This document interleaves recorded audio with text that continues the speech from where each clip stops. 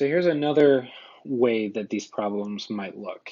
And this problem, I wouldn't necessarily have you write out the full reactions for this because it would take forever.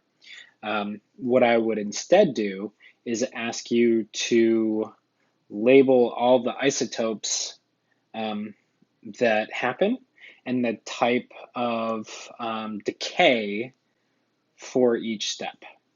So if you want to pause here and give that a try, or maybe like see what I'm talking about for the first couple and then pause and give it a try.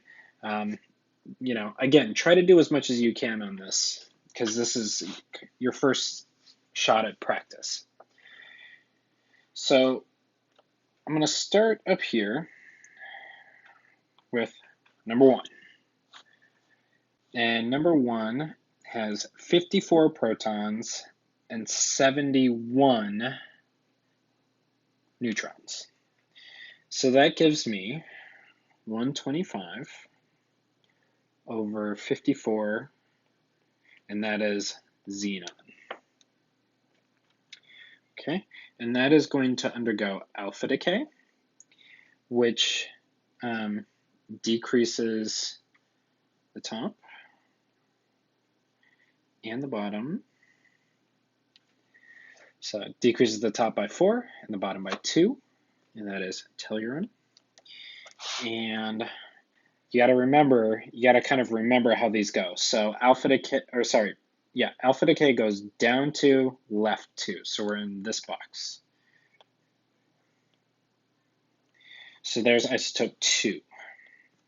You'll notice that isotope 2 is also an alpha decay.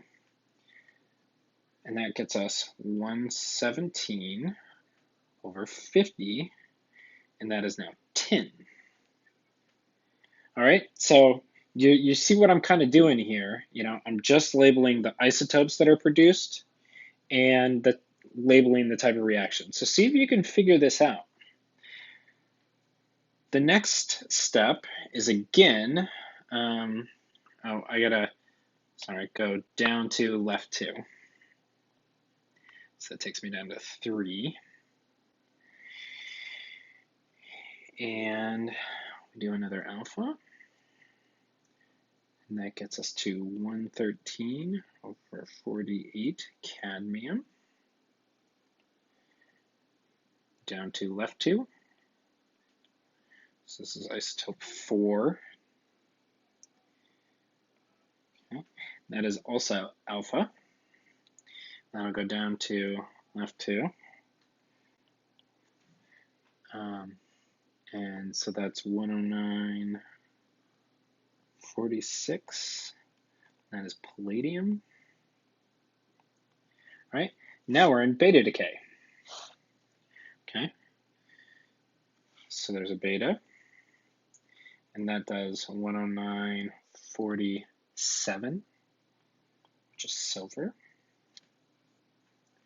That goes up 1, left 1. And from there, we have another beta decay, which would take us up 1, left 1.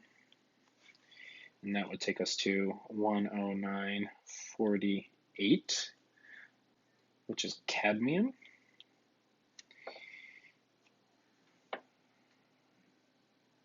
And then one more beta. And that gets us to 109.49, which is indium. Okay, and from there, we're going to do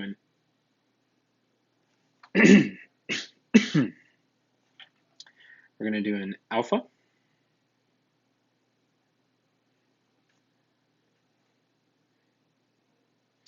And that's going to go down to 2. So that one's going to be an alpha decay. And that one is going to be 105, 47, silver. And then that will undergo our last little alpha decay to take us to a stable. stable nuclide, which is 10145, and that is rhodium. All right, so if we start with 125 over 54 xenon, we will eventually end up with 101 over 45 rhodium. And so this is an example where I'm not asking for the full reactions, only the steps. And that means that for each of the types, you need to remember what direction they go, like what effect they have both in the chart and on the numbers. You need to know both things.